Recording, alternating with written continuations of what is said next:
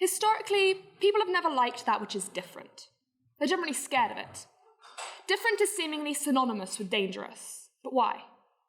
When I was 14, I made the decision to leave France, my home of 7 years, and move to Belfast to build a new life.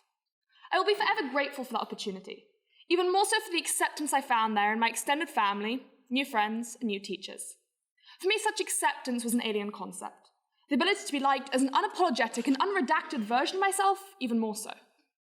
I'm not alone in that feeling in the present or in the past. Throughout history, people have had to hide who they are, what they do, who they love. Throughout history, those who were different, especially women, were oppressed, persecuted, and even murdered for their differences. I thank Northern Ireland for the acceptance it showed me, but it doesn't have a history of being accepting to difference. In 1711, in the town of Islandmagee, Ireland's only mass witch trial took place. Nearly 18 years after the infamous witch trials of Salem, Massachusetts, 8 women from the north of Ireland were accused and tried as witches for the death of a respected clergyman's widow and the demonic possession of her niece.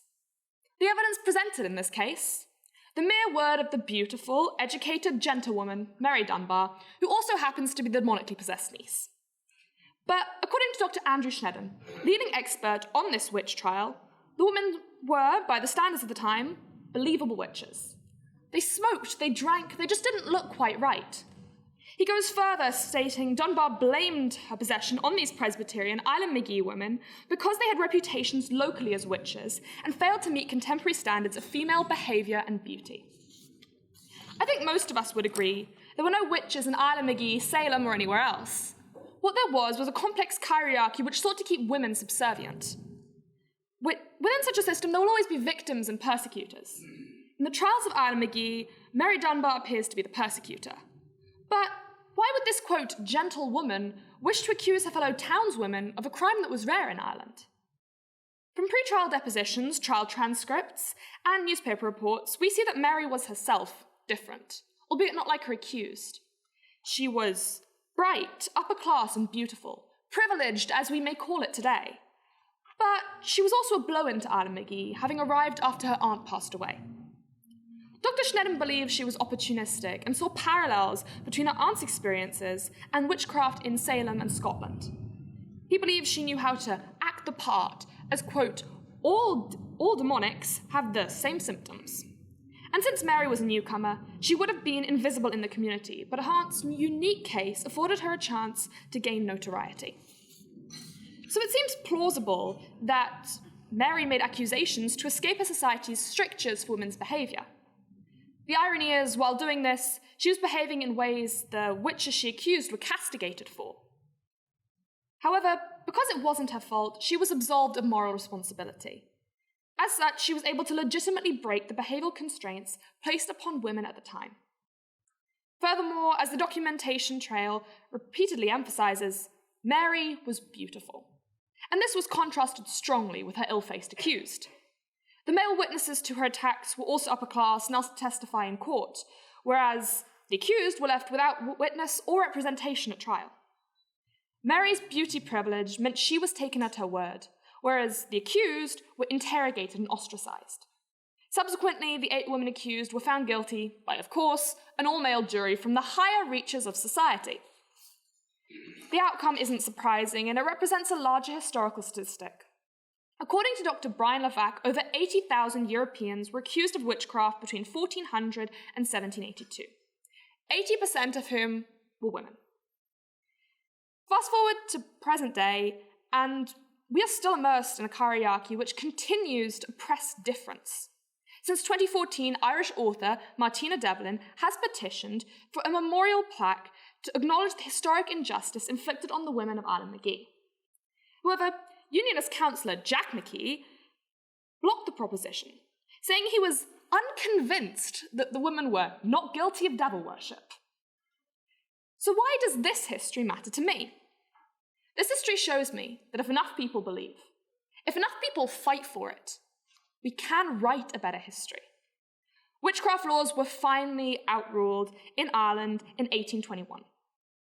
This history matters to me because it gives me hope that one day we will live in a world where everyone is free and free of fear of the law. On Tuesday just past, Martina Devlin finally succeeded in erecting a memorial plaque to the ill-fated Islandmagee women. So there is still hope. That one day the differences that have made us targets will become the lights that allow us to shine. Because different doesn't have to mean dangerous. Thank you.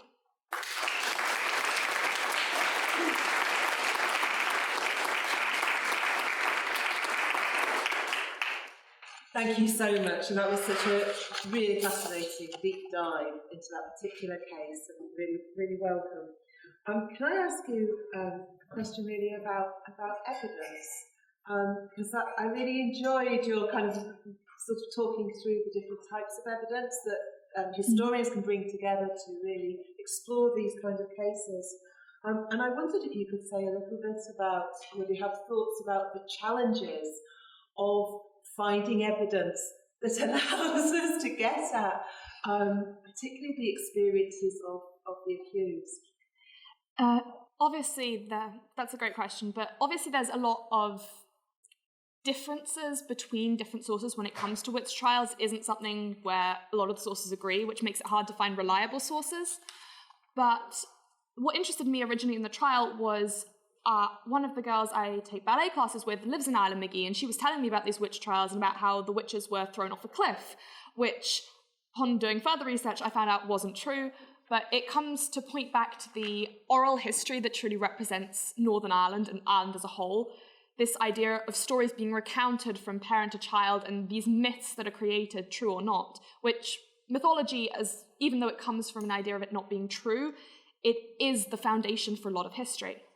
A lot of the sources I then went on to use was my coach, who is here with me today, wrote part of her doctorate thesis on the witch trials and demonology, written by James I, which was where a lot of witch trials originated from, and this is the prevalence that came in Scotland. Islandmagee was just across the water from Scotland, so they had people coming over from as early as 1600, and a lot of them were Ulster Scots and Presbyterians.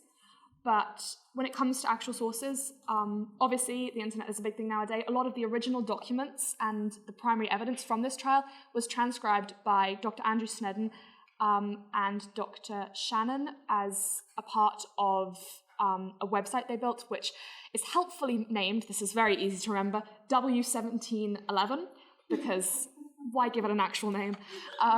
But this has copies of the original documents as well as the write-ups of what happened.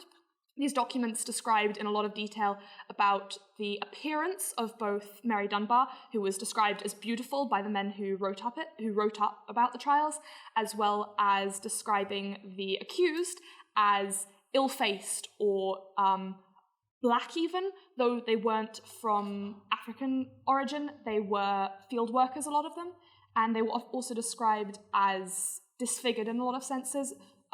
Within the trials, on their way to being taken to jail, one of the women lost an eye, which further contributed to this idea of the witches being ugly, and they were discriminated against in their society a lot, both before and after the trials, because unlike a lot of other trials, these women were not put to death. They received 1 year in jail, and which had the trials been in Scotland, they would have been put to death. This also contributes to the idea in Ireland that a lot of people aren't put to death throughout history, depending on the sources. I've heard two ways. You either had 2 or 1 person who was put to death for witchcraft in the whole of Irish history, compared to, according to other sources, 40,000 in the rest of Europe.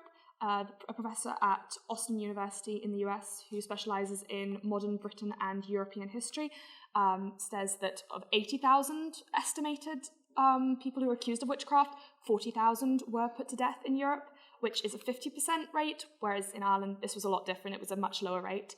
And I would say this contributed to their experiences. Though they were ostracized, though they received huge social consequences, they weren't put to death, which I would say is a vastly different thing. And as the story goes, a lot of people still believe they were. Thank you so much.